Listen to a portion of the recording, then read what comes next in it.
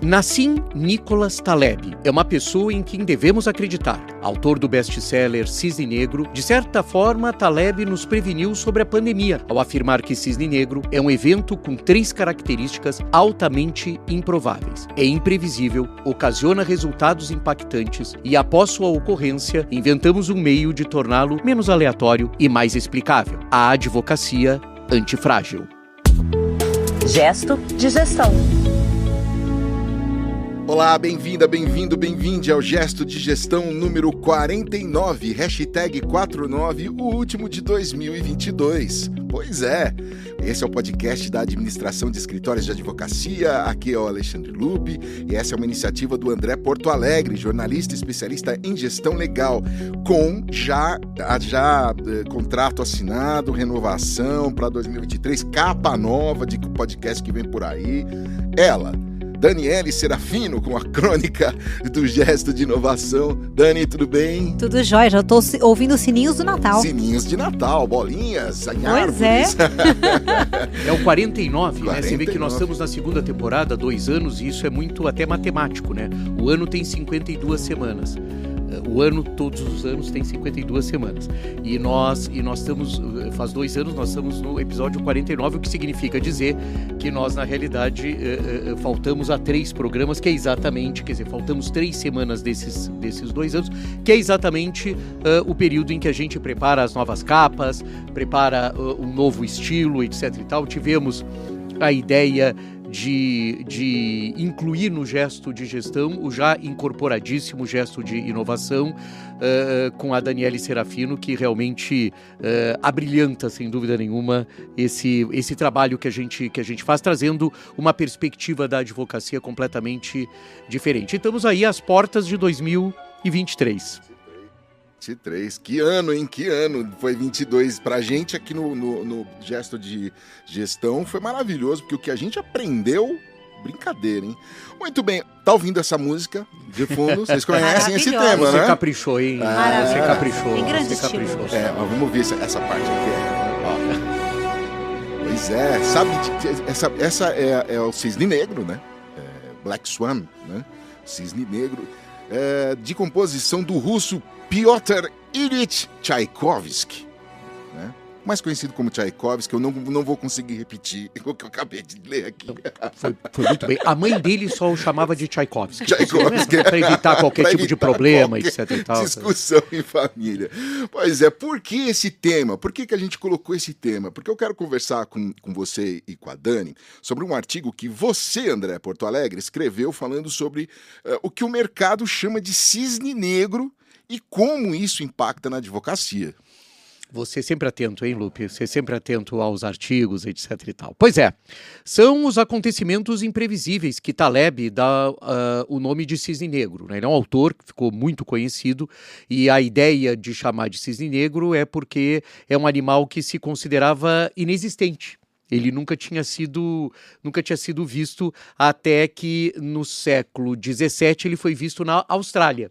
E a isso sim, então, não se sabia da existência e não se sabe, na realidade, como é que nasceu um cisne negro, e por uma questão, inclusive, biológica, né? Recessivos e dominantes, não vamos nos lembrar das nossas aulas de biologia, né? Para o autor, os seres humanos se limitam a aprender conteúdos específicos, em vez de adquirir sabedoria em diversas áreas de conhecimento. Concentram-se no que já sabem e evitam cada vez mais o desconhecido. Portanto, são incapazes de enxergar as oportunidades e se tornam vulneráveis ao impulso de sempre simplificar, categorizar e não valorizar quem imagina o impossível. Enquanto isso, grandes eventos surpreendem a todos e transformam a sociedade. Essa é uma definição maravilhosa, né? E que, quem sabe, seja o que tenha motivado aí o Lupe, que vive olhando os espelhos do programa antes, né? Eu ainda vou descobrir, eu acho que não é a Aline, porque confio ele acompanha muito na Aline, na nossa direção, na nossa mesa de som. Não é ela. Não, nem o Ed não que monta, ninguém. Não é. Não é o Ed também. Não, como bom jornalista, você sabe que eu não posso dizer. Seu computador tá hackeado, André. Ou alguma coisa assim, porque ele trouxe isso. Mas eu acho isso muito interessante. Eu acho que que faz muito sentido com o último programa do ano, né? A gente está falando de cisne negro, desses fenômenos, depois de um período, inclusive, onde nós... bom, o cisne negro caiu na nossa cabeça. Na prática, né? Tive um exemplo dele, né? Mas eu quero uma Sabe da coisa teoria. impressionante o que foi o cisne negro nesse último período com a pandemia. Nassim no Nicholas Taleb não escreve sobre advocacia. E aí a gente remonta, né, Lupe, um pouco aquilo que falávamos no último programa sobre as referências, né, sobre o repertório que a Daniele nos trouxe tão bem com a questão do Web Summit. E tampouco fala sobre gestão de escritórios. Mas seus pensamentos se adequam perfeitamente à realidade da atividade. Por isso o mercado da advocacia internacional está atento a um livro que o Taleb escreveu chamado Antifrágil, coisas que se beneficiam com o caos. Ele lançou esse livro em maio de 2020, né? Então ele foi muito feliz, inclusive no momento em que lança no momento da pandemia bastante forte. Vamos repetir, antifrágil, coisas que se beneficiam com o caos. O que Taleb identificou e chama de antifrágil não só tira proveito do caos, como precisa dele para sobreviver e florescer. O antifrágil está além do resiliente e do robusto, ou seja, não é uma questão de ser forte, ele não é forte, ele é antifrágil, né? Estes resistem a choques e permanecem os mesmos, esses, os robustos e os resilientes. O antifrágil, por sua vez, se torna cada vez melhor. Além disso, ele é imune a erros de previsão e está protegido de eventos adversos. Essa é a ideia. Daniele, não me olhe assim. Tô aqui reflexiva ao extremo. É uma questão bastante interessante. Então, não é o robusto, não é o forte, não é o que enfrenta, porque... Não. E ele também não é o projetivo que se preparou, olha, vou fazer assim, não. Ele se adequa perfeitamente à situação de uma maneira que o deixa protegido desses eventos adversos a que o Taleb se refere. E o Taleb é bastante categórico nesse pensamento, né, André? Muito. Ele fala que algumas coisas se beneficiam dos choques.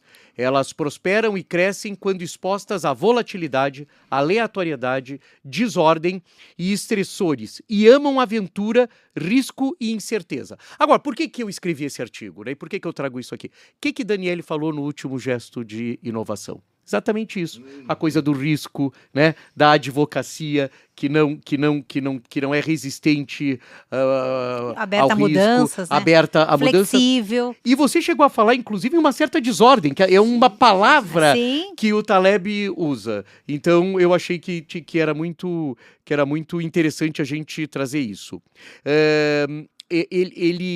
As críticas falam que Antifrágil é sobre como se comportar e prosperar em um mundo cheio de imprevistos, né? E alguns críticos, Lupe, aí tem uma questão, acham isso um pouco ambicioso por parte do próprio Taleb. Mas é interessante isso, viver num mundo de imprevistos. Eu acho que essa é uma realidade. Além disso, o Antifrágil é imune a erros de previsão, como a gente já falou, e aos eventos adversos. O livro abrange inovação por tentativa e erro, decisões de vida, política, planejamento urbano, guerra, finanças pessoais, sistemas econômicos e medicina. E por toda parte, além da sabedoria de rua, as vozes e receitas do conhecimento antigo, de fontes romanas, gregas, semíticas e medievais. São altas e claras. Então, vê que ele faz uma grande salada de fruta, né? Ele pega efetivamente referências das mais variadas para compor um repertório, na realidade, que deixaria o antifrágil, tanto as organizações como as pessoas, mais imunes a esses eventos adversos por conta do que sabem. E eu acho uma coisa curiosa, só quero colocar aqui no último programa do ano, que houve um determinado momento, a gente não sabia quando a pandemia ia acabar, mas eu tenho certeza que todos nós sabíamos que ela ia acabar, né? Porque nenhuma pandemia durou para sempre. Quem sabe a gente fosse tratar de uma outra forma. E acho que era bom saber que um dia ela acabava, mesmo que a gente não soubesse quando, né? Eu acho que é isso um pouco o que o Taleb fala. Exatamente. O André perguntaria pra gente aqui, talvez seja o que a Dani também está perguntando, que é a mesma pergunta que eu estou fazendo mas como e por que isso chegou à advocacia, André? Quem trouxe esse assunto para a mesa de debates foi Jack Newton, ele é o CEO da Clio. A Clio é uma plataforma que a gente se utiliza bastante aqui. A Clio é uma grande plataforma de informação sobre advocacia. Sei que a Daniele conhece, né? E eu bebo daquela fonte, né? Eu pesquiso naquela fonte, acho aquela fonte muito interessante, inclusive indico para os nossos ouvintes, né? Clio é uma empresa de tecnologia jurídica e ele fez essa palestra, foi durante o Clio Cloud Conference. Ele fez uma conferência, uma coisa como se fosse uma conferência anual. E ele cita, então, ele traz essa questão do antifrágil, ele traz essa questão do cisne negro, e ele, como só fala de advocacia, quer dizer, uma empresa dedicada a isso, foi bastante pertinente, né? Para ele, o setor jurídico está preso entre duas tendências aparentemente contrárias. Por um lado, os escritórios estão saudáveis como há muitos anos não acontecia. Então ele coloca isso, né? Que os escritórios houve efetivamente um crescimento, as ordens de crescimento, os patamares de crescimento da advocacia nos Estados Unidos nos últimos 2 anos são bastante grandes. A gente sabe que há um problema agora especificamente, mas muito fruto da situação econômica dos Estados Unidos, mas também não é genérica, né? Alguns escritórios continuam se saindo bem. Nós vamos fazer um gesto de gestão sobre os pequenos escritórios que se saem bem, isso é uma coisa curiosa. A pandemia atingiu duramente algumas áreas de atuação, mas a maior parte da indústria resistiu à tempestade, segundo o Newton, com sucesso após o choque inicial. E de acordo com o relatório de tendências jurídicas de 2022, da própria Clio, os escritórios de advocacia estão crescendo com um aumento muitas vezes superior a 30% de receita. Mas você vai me perguntar qual é a outro lado, né? Se tá tudo bem, assim, no que parece, né, que tá tudo bem. Mais ou menos, Lupe. A economia global continua a aparecer um pouco sombria, e esse desconforto econômico pairou sobre o relatório anual, esse mesmo relatório anual. Newton emoldurou um pouco a conversa, contando que em 2008 a capa da Economist mostrava um redemoinho sugando toda a economia. Há um tipo especial de pavor para o pequeno escritório olhando para um colapso econômico global. O pequeno se assusta muito, né? Apesar de algumas experiências mostrarem que os pequenos conseguem se sair bem. Pequenos escritórios de advocacia têm muito com que se preocupar quando as coisas vão mal. Os Big Loss pode iniciar uma rodada de demissões, mas as empresas acabarão por sair dela.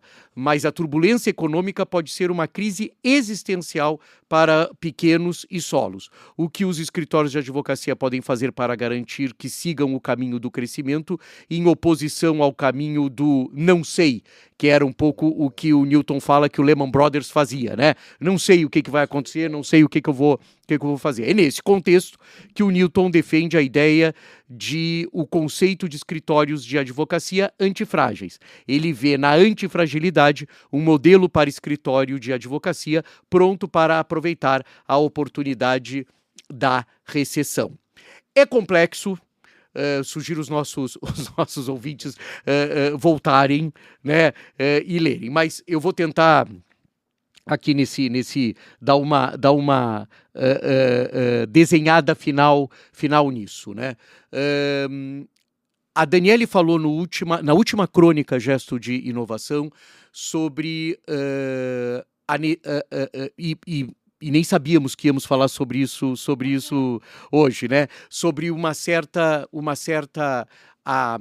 como se a gente falasse da vantagem da desorganização, ou seja, ou da não necessidade da gente estar tão organizado, da gente estar tão planejado, da gente estar tão... Claro que isso, sob o ponto de vista de gestão, é importante, mas quem sabe essa organização antifrágil, modulada como escritório de advocacia, precise cada vez mais coletar referências para exatamente enfrentar a determinadas situações que são imprevisíveis, mas que sabendo que vão existir, essa própria desorganização desorganização, esses elementos dentro dessa desordem, como o Taleb coloca, possam ser absolutamente interessantes. Ou seja, diversidade é uma forma de ser antifrágil. O André, não precisa estar engessado, né? Não precisa ser gesso, né? Exato. Pode ter ali as barreiras da organização, ou como você disse outro dia, burocratizar é importante algumas coisas, mas precisa ter buracos ali para poder entrar coisas novas, né, Dani? Eu acho que a gente já tinha de ter algum dos nossos programas aqui que, pelo menos para mim, né? Para mim, se eu tivesse que eleger uma soft skill, que eu acho que é a mais valiosa atualmente nesse mundo, né? VUCA, BANI, antifrágil, é a flexibilidade, né? Então, assim, você ser flexível para você se adaptar a essas constantes mudanças exige resiliência, né? Porque muitas vezes você não sabe, né? Um evento como o André está colocando, né? Um cisne negro. E aí vamos trazer aqui para o nosso mundo jurídico, né? Veio pandemia, todo mundo home office, ninguém tava, né? Tinha essas políticas de trabalho, talvez tão desenhadas. E como é que a gente vai, né? Sustentar o nosso negócio com todo mundo fora do escritório, né? E aí acho que exige a gente ser flexível, entender que é um novo momento e resiliente de esperar passar para a gente talvez avaliar e estar sujeito ao erro, o que vai funcionar, o que não vai funcionar, e o que não funcionar a gente adapta. Então, eu acho que você pudesse colocar aqui para mim, André, do que você colocou, duas palavras, que flexibilidade e resiliência, eu acho que são atitudes antifrágeis que a gente pode adotar. Eu acho perfeito e vejo que agora a pandemia acabou, né? Enfim, desculpa, não estou sendo taxativo, mas assim, a pandemia, obviamente, muito mais controlada, ainda bem, e agora a gente tem os escritórios de advocacia e algumas lideranças eventualmente querendo o retorno quando a gente sabe que grande parte dos jovens advogados não querem o trabalho exclusivamente Falamos sobre isso também, né? presencial, né? Então, isso é flexibilidade, essa é um outro tipo de flexibilidade, ou seja, não é porque aquele momento que tinha tempo de validade, ainda bem, terminou, que a gente precisa voltar exatamente ao que se fazia antes. Isso é uma forma de flexibilidade também, e essa é um antifrágil, porque a ideia do não flexível é que a não presença de advogados nos escritórios poderia demonstrar uma fragilidade, né? E ela não é necessariamente uma fragilidade se você puder harmonizar isso, né, de uma maneira enfim, adequada ao momento que se vive. São teses, Lupe, complexas, eu não queria atrapalhar o pensamento dos nossos ouvintes no final de ano, mas eu acho interessante, e claro, por que eu trago isso quando você pergunta, né? É porque o Jack Newton falou, e o Jack Newton é da Clio, e ele falava exatamente sobre o momento da advocacia americana. Ele tem uma preocupação sobre essa crise, né, essa crise que está existindo. Ele tem uma preocupação, é muito curioso da parte dele, uma preocupação com os pequenos escritórios. Isso ensejou que nós, do Gesto de Gestão, fizéssemos uma pesquisa para ver como é que é a realidade dos pequenos escritórios nos Estados Unidos. Descobrimos que existe essa realidade que o Jack Newton coloca da Clio, mas que existem escritórios, quem sabe já os antifrágeis, e quem sabe essa seja a motivação, conseguindo enfrentar esse momento nos Estados Unidos. Fazendo uma analogia aqui, não sei se vocês vão concordar comigo, mas prédios muito altos têm que ser flexíveis para não cair, a gente esquece disso, né? É verdade. Tem que balançar. O André, o Jack Newton, né, ele tem um livro, né? Tem. Ele tem uma publicação que chama-se The Client-Centered Law Firm, que é uma questão do cliente, né? Que é uma questão que dá um foco para o cliente importante, uma questão também que a Daniele colocou na última crônica, que é daquele desenvolvimento que o escritório fez quando apresenta, né, de uma tecnologia, quando apresenta sem ouvir o cliente, né? Sem ouvir o cliente. E aí eu me lembrei de uma outra pesquisa e é muito curiosa. É uma outra pesquisa, eu ia dizer que é o Trend Report, né, desse ano da Clio, que coloca que 52% da contratação pelas empresas se dá por client review, que é exatamente feedback do cliente. Quer dizer, as empresas contratam na medida que sabem que o seu feedback, o client review, 52% colocam isso como o principal fator para a contratação de um escritório de advocacia. Uma empresa uma pesquisa da própria Clio, ou seja, do próprio Jack Newton, que coloca que 52%. E aí ficou eu me perguntando, Daniele, que nós não temos sistematizado pesquisas de satisfação mesmo, né? Pesquisas de feedback com os clientes. Alguns escritórios brasileiros eu conheço desenvolvem programas daqueles scorecards, né, que é uma forma de você colocar, mas que está muito distante de um aprofundamento exatamente sobre o que o cliente pensa, ou seja, feedback de cliente é fundamental. E eu não sei se você concorda comigo, Daniele, mas às vezes eu tenho a sensação que os sócios têm medo do feedback. O silêncio disse tudo, desculpa. E eu acho que daí a gente retoma, né, André, aquele gesto de inovação que a gente falou sobre o poder do cogumelo, né, do Super Mario, né, que o feedback, na verdade, é o poder, né, que te ajuda justamente a você melhorar, né? Então a gente deveria ter, né, a gente falou do poder da vulnerabilidade, né, que parece que a gente vai estar numa situação vulnerável se a gente ouvir um feedback, mas na verdade aquilo vai te dar força para você total e completo seguir na direção correta. São esses números, né? O Jack Newton, só para terminar, ele considera o escritório antifrágil ideal vivendo uma intersecção, e olha que coisa interessante, entre conexão, criatividade e tecnologia. Um pouco nós estamos nos trinômios, né? Alguns programas atrás, a Daniele falava sobre pessoas, sobre processos e sobre tecnologia. Exatamente. Daniele trouxe a questão da cultura, que é importante também, e que claro que permeia tudo isso. Eu não uso a palavra cultura, apesar de concordar completamente. Eu gosto muito da expressão também comportamento, né? Que eu acho que cultura e comportamento são as duas E eu ouvi expressões. hoje falando um sinônimo de personalidade, né? Que cultura também poderia ser a personalidade da organização. Né? Eu achei interessante também. O DNA, né? Porque é o que se cultiva, né? Cultura é o que se cultiva. Então é o que pode ser mudado.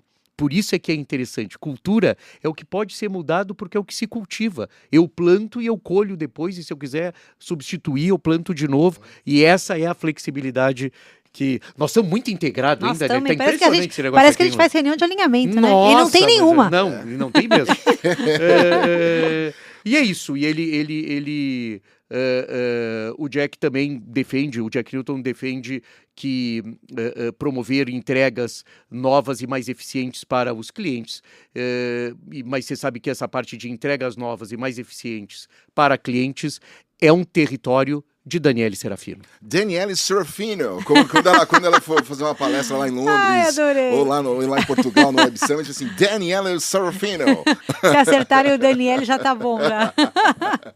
Bom, tá na hora de a gente ouvir, né, o gesto de inovação do episódio número 49, este aqui, o último de 2022, que é a crônica mais esperada do mercado da advocacia brasileira. No episódio de hoje, vamos falar sobre um tema que eu gosto muito, comportamento. E no recorte de hoje, falaremos sobre o comportamento dos advogados sobre a adoção de tecnologia. O desafio de incluir a tecnologia no direito já parece um trabalho árduo, mas aí você consegue superar a barreira de lançar novas ideias no seu escritório ou no departamento jurídico. Você arruma um orçamento para implementar, destaca pessoas da operação para liderar a implementação da ferramenta, e quando tudo acaba, você se sente vitorioso e acha que conseguiu atingir o seu resultado. Mas a verdade é que não te contaram que o mais difícil ainda estava por vir: garantir a adoção da tecnologia legal pelos advogados. Mas por quê? Por muitos fatores. Personalidades diferentes, desde aqueles que chamamos de early adopters, que são aqueles que adotam a tecnologia em primeiro lugar, até os mais resistentes, prioridade das equipes, formas de trabalhos diferentes, preferências, falta de tempo de engajamento em novas atividades, entre tantos outros fatores. A lista é bem grande. Em geral, o ponto mais crítico em um trabalho de inovação é a cultura organizacional. Em um outro episódio, falamos um pouco sobre isso e tentamos descascar esse pepino. Em resumo, cultura é sinônimo de pessoas. Sim, são elas as mais necessitadas da adoção da tecnologia e dos processos de inovação, mas são elas também que impõem as maiores barreiras. Eu chamo isso do paradoxo da inovação. Preciso inovar, mas não gosto ou não consigo. Normalmente, a responsabilidade pela implementação de uma tecnologia dentro de um escritório de advocacia ou departamento jurídico, às vezes é da equipe de TI ou das operações jurídicas, chamadas Legal Operations, gestão de conhecimento, entre tantos outros departamentos. Considerando o tamanho desse desafio, recomendo começar avaliando o seu público-alvo e depois definir estratégias com diferentes abordagens de engajamento. Vou tentar ajudar aqui. Para o público 1, que eu vou chamar daqueles que a motivação da inovação vem de dentro, sua tarefa será mais leve. Esse público é conhecido como aqueles que adotam precocemente qualquer tecnologia. Eles já são comprados no uso da tecnologia e implementam com facilidade dentro da sua rotina diária. Sua tarefa, nesse caso, é incentivar, motivar e colher feedbacks. Eles podem ser os garotos propaganda da adoção da tecnologia dentro do ambiente jurídico. Para o público 2, que eu chamo daquele público que entendi o recado, também não será uma tarefa difícil, pois são usuários motivados pelo retorno do investimento, economia de tempo e visão de longo prazo. Esse grupo responde bem a KPIs baseados em resultados de performance com tecnologia. Adote essas medidas como uma política de incentivo. Agora, seu desafio começa a ficar maior. A partir do público 3, que é aquele que eu vou chamar aqui eu faço só se for preciso, este é o desafio. Normalmente, esse é o maior público dentro de um universo jurídico, pois a tecnologia não é uma prioridade. Eles já estão acostumados a fazer o seu trabalho de uma determinada maneira e não têm tempo ou interesse de mudar. Para esse público, foque na experiência do usuário e nos ganhos de curto prazo, como economia de tempo. Ou seja, venda valor e não funcionalidade. Se você conseguir engajar esse público, você terá aí sua grande massa. Por fim, o público 4 é aquele que eu não vou fazer de jeito nenhum. Calma, não desanime. Esse grupo pode agregar feedbacks valiosos. Por serem mais resistentes, costumam olhar para aspectos que a gente não está olhando. Mas tenha tempo e paciência, por esse grupo demora muito a engajar. Vá com calma, pequenas pílulas, apresentando casos práticos, promovendo trocas com outras equipes do escritório que já adotaram a tecnologia para conhecerem os resultados que outras pessoas já alcançaram. Se eu pudesse resumir, em qualquer projeto de mudança, o mindset das pessoas vai determinar o grau de dificuldade do seu desafio. Dê o exemplo. Desejo que a sua liderança seja inspiradora e que você guie seu público adaptando a narrativa e as técnicas. Boa sorte. Muito bem, esse foi o Gesto de Inovação com a Daniela e Dani. Dani e André, pedi uma coisa para vocês aqui. O André já até respirou fundo aqui. Peguei ar. É o seguinte, duas coisas, tá? A primeira é uma mensagem, vou inverter. Primeiro, assim, eu queria que vocês me dissessem qual foi o podcast, a edição aqui de 2022 que vocês curtiram mais, assim. Ou que não curtiram mais, mas que ficou na lembrança aí, uma que vocês falaram, puxa, essa edição é bacana. Vou começar pela Dani. Vamos lá. Gostei de muitos, né? Mas não ficando em cima do muro, eu gostei muito dos arcanjos da inovação. Eu adorei o tema que o André trouxe, assim, na perspectiva de um olhar cuidadoso, né, sobre os arcanjos da inovação, né, dentro dos escritórios, né, e a importância desse papel. Eu adorei esse episódio. Estou olhando aqui no Spotify, foi a edição número 46. Foi 46. 46. André, a sua? Eu gosto muito porque eu acho que abre uma nova dimensão, uma nova perspectiva para o Gesto de Gestão, que foi a entrevista que inicia esse projeto da inclusão da Daniele Serafino conosco, né? Eu acho que o episódio onde ela foi nossa convidada, né, Lupe? A gente sempre foi muito cuidadoso nos convites por uma questão de característica do próprio programa. O podcast não tinha esse espírito de ser um programa de entrevistas. Ele nunca foi isso, né? Às vezes as pessoas perguntam para mim, André, por que você não me entrevista? Porque esse não é um programa de entrevistas, né? Existem podcasts que são de entrevistas, essa não era a nossa proposta, não era o desenho do nosso programa, e não que eu não seja flexível sobre isso, eu sou, mas não era da maneira com que nós concebemos o Gesto de Gestão. Mas houve momentos em que nós convidamos pessoas para vir aqui, não cabem numa mão, né? Nós tivemos 3 convidados, nós tivemos a Beatriz Dalpozo, que foi foi o nosso primeiro gesto, né? Que é o gesto onde a gente trata da questão de uma CEO, etc e tal, que foi muito interessante. Nós trouxemos o Fabiano Machado da Rosa, um advogado também, que hoje faz um trabalho brilhante na questão de liderando um escritório e liderando uma pauta uma pauta específica sobre diversidade e inclusão. Queria até dizer, é um escritório que vale a pena ser visitado, porque visitado e reconhecido hoje em dia o PMR, né, Petri Machado da Rosa, que é o escritório fundado pelo Fabiano Machado da Rosa, com o Paulo Petri. Ele tem como área de atuação um desk antidiscriminatório. Isso é uma coisa inédita. Nenhum escritório brasileiro tem um desk antidiscriminatório. É um escritório empresarial que hoje orienta as empresas sobre a questão antidiscriminatória, né, que é uma questão absolutamente relevante. E a gente teve a Daniele Serafino, que nos motivou a um convite diante do que ela trazia, né, primeiro da empatia, do conhecimento, da trajetória, né, profissional, e eu acho que esse é um programa que marca, na realidade, uma mudança de rumo nessa bancada, Lupe, de dividir conosco, né, de fazermos uma bancada tripartite, o que me deixa absolutamente contente. Então, queria aproveitar, agradecer a você, Lupe, que já que era para, eu quero te agradecer, né, agradecer você, o seu talento, a sua equipe, né, na pessoa do Ed, da Aline, né, que são o time da Compasso, o time da Compasso como um todo, e agradecer a generosidade da Daniele de estar presente aqui conosco nessa bancada, discutindo e debatendo, que era a nossa proposta inicial, o Gesto de Gestão, era isso. Então esse é o episódio, eu não sei qual é o número, você tá com a cola aí, né? É o que você tá falando, eu tô com a cola aqui no Spotify, você tá falando, acho que é o direito do futuro e o futuro do direito, que é exatamente, é o Legal Innovation, isso. O futuro do direito do futuro é o 35. É o 35, é isso aí. E já que você falou... E Lupe, posso pegar um espacinho aqui? Claro. Então, porque assim, na verdade, gente, o agradecimento é meu, eu comecei aqui muito tímida nessa jornada aqui, nem sabia se era capaz de fazer isso, e hoje né, a gente concluindo aqui o ano, para mim é uma das atividades que eu mais gosto de fazer, que me dão muito prazer, e assim, a generosidade de vocês dois aqui, de André e de Lupe, assim, comigo, o carinho, as palavras generosas de apoio, de incentivo, a direção, né, no sentido de tudo isso, assim, realmente para mim traz muito significado, muito obrigada, né, e a todos aqueles que nos toleram ouvir, né, André? que curtem, tirando a nossa família, né, André?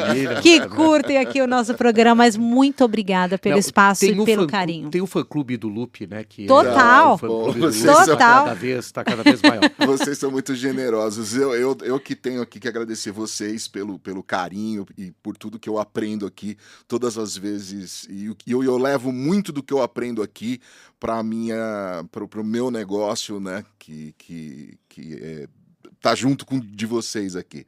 É maravilhoso. Eu gosto também de, né, eu vou falar de todos, mas assim, o episódio número 38, a Dani vai lembrar bem, que é o longo caminho da inclusão, e eu me lembro que você trouxe muitos insights nesse, e é uma coisa que a gente sempre dá um jeitinho de falar, né? Em todos os episódios, essa palavra, ela aparece é pauta ali. Permanente, né? Pauta permanente. E tem que aparecer, né? Mindset não precisa mais aparecer em lugar nenhum, pelo amor de Deus. Mas... É o gesto de gestão de uma nota só, né? A gente brinca sobre isso, né? Isso. O gesto de gestão de uma nota só. Então tá bom. Bom, último gesto de gestão de 2022. Vocês querem deixar alguma mensagem para os nossos ouvintes? Dani, do ponto de vista de inovação. Puxa, assim, se eu puder escolher aqui, né, uma frase, acho que inovação não é tecnologia, inovação são pessoas e processos. Perfeito. André, do ponto de vista da administração. Eu queria deixar uma palavra que eu acho que não pode sair de moda e infelizmente ela não está ainda superada, né, que é essa busca que os escritórios têm que ter como empresas, como organizações empresariais, a busca pela inclusão e pela diversidade. Eu acho que essa vai ser a pauta de 23, de 24, de 25, de 26, porque ela é uma pauta que está atrasada. Nós atrasamos essa pauta. Nós perdemos esse prazo, como os advogados gostam de dizer. E perder prazo é fatal, né? A gente não usa isso, Daniel, dentro dos escritórios, perder o prazo, é um prazo fatal. Nós estamos, como sociedade, num prazo fatal da diversidade, da inclusão, das questões antidiscriminatórias, e eu acho que essa é uma pauta que eu acho que nós temos que nos apropriar como, primeiro, profissionais de comunicação, eu e você, Lupe, e como também atuantes do mercado da advocacia, que, na realidade, é, em suma, a promoção da justiça. Exatamente. Justiça, essa é uma palavra a se refletir e pensar, né? Nessa palavra. E também eu gosto muito, e a Dani falou nesses 3 últimos episódios, em outros também, a palavra flexibilidade. Eu gosto muito disso. A flexibilidade nos faz ouvir, nos faz pensar, nos faz falar menos, coisa que eu preciso aprender. Sou um tagarela né? Mas enfim, é isso que eu desejo também para os nossos ouvintes, né? Flexibilidade, essa é a palavra. E é isso. Vamos ficar por aqui, temos férias. O André não vai tirar férias, o André não vai tirar, diz que vai trabalhar a partir do dia 2 de janeiro, diz que tá lá já trabalhando. Preparando a 3ª temporada, aguardem. Digitando. Gente, um beijo para todos vocês, um beijo você também que nos acompanhou durante 2022. Queremos muito que você esteja com a gente na 3ª temporada, que nos primeiros dias, no raiar de sol de fevereiro, estaremos aqui trazendo novos episódios do Gesto de Gestão. Gesto de Gestão, que tem a iniciativa do André Porto Alegre, que é especialista em gestão legal, com produção da Compasso Colab e com já a estrela já na calçada, já na garagem, e já tem lá o lugar para ela fazer a maquiagem, tudo, a nossa Daniele Serafino, que já está mandando e desmandando aqui no Gesto de Gestão. Na mesa de som está a Aline Nascimento, na edição e montagem Wed Chaves, ambos da equipe da Compasso Colab, que também distribui o Gesto de Gestão. Boas festas! Gesto de Gestão.